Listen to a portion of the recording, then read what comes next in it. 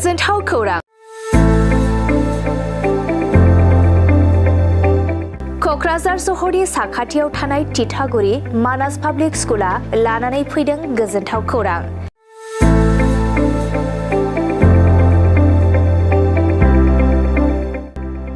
मानास public स्कुला गुन गोनां सोलोंथाइ बोसोरनि नार्सारिनिफ्राय थाखो 9 सिम फरायसा फरायसुलिफोरनि गोदानै 2026-27 मायथाइनि गोदानै मुं थिसननायनि खाबुफोर होगासिनो दं।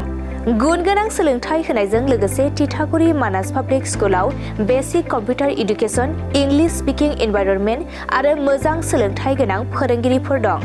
फरायसा फरायसुलिफोरनि थाखाय सोलोंथाइ लानायजों गोबां मोजां खाबुफोर दं, जेरै यगानि खाबु आरो हिन्जावसा आरो हौवासाफोरनि थानायनि थाखाय सेपारेट हस्टेलनिबो खाबुफोर दं।